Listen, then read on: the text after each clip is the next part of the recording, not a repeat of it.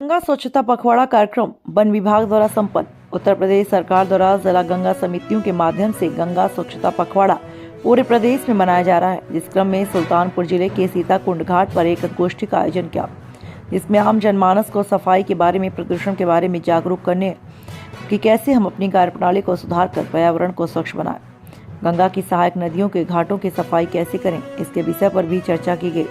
DFO are के त्रिपाठी व जिला गंगा समिति के सचिव ने जनमानस से अपील किया और कहा कि पन्नी का प्रयोग कम करें और गोमती मित्र मंडल के सहयोग की सराहना करते हुए कहा कि जिला गंगा समिति सुल्तानपुर अन्य घाटों की सफाई में लोगों को जोड़कर सफाई और स्वच्छता में सहयोग करती रहेगी।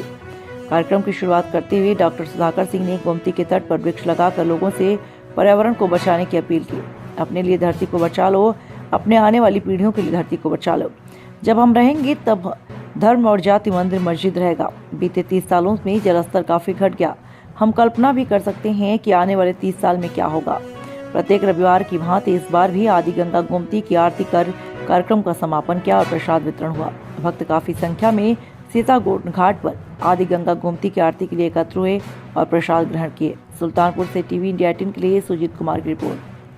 धाम पर किस तरह का कार्यक्रम था वन विभाग द्वारा? ये उत्तर प्रदेश सरकार द्वारा जिला गंगा समितियों के माध्यम से ये गंगा स्वच्छता पखवाड़ा पूरे प्रदेश भर में मनाया जा रहा है। तो उसी गंगा स्वच्छता पखवाड़ा के अवसर पर आज 26 तारीख को इस सीताकुंड घाट पर एक ये गोष्ठी का कार्यक्रम किया गया था, जिसमें जनमानस को नदियों की सफाई के बारे में, प्रदूषण की रोकथाम के बारे में जागरूक करना, कैसे हम अपने जीवन में कार्यप्रणाली को लाएं जिससे हमारा पर्यावरण स्वच्छ रह सके, कैसी आदतों को हम डालें जिससे पर्यावरण सुरक्षित रहे, प्रदूषण कम फैले, वगैरह तमाम विषयों पर इस पर चर्चा होनी थी। इसके साथ ही इसमें गंगा के जो सहायक नदियां हैं, गोमती जी, उनके घाटों को कैसे सफाई रखें, इसमें उन्होंने सफाई अभियान भी शुरू किया और कैसे प्रदूषण के विभिन्न कारक जैसे पॉलीथीन है, इसका प्रयोग कम से कम किया जाए। विभिन्न विषयों पर इस पर गोष्ठी के द्वारा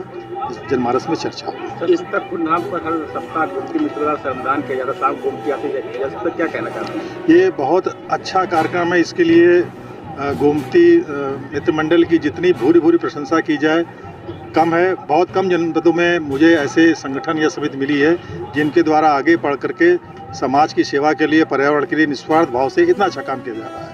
और हमारी सरकार का भी प्रयास है कि जिला गंगा समितियों के माध्यम से जहाँ ये कार्यक्रम हो रहे हैं उनको और बल प्रदान किया जाए और जो इस तरह के घाट हैं जहाँ इस तरह के कार्यक्रम नहीं अभी शुरू हो पाए हैं, वहाँ लोगों को जोड़ करके विभिन्न समितियों के माध्यम से वहाँ भी इस तरह के कार्यक्रम कराए जाएँ। जिला गंगा समिति जनपद सुल्तानपुर इस ओर भी अग्रसर है और आगे कुछ नए कार्यक्रम आपको देखने को मिले। किसी के लिए नहीं, अपने लिए धरती को बचा लो, अपने आने वाली पीढ़ियों को बचा लो।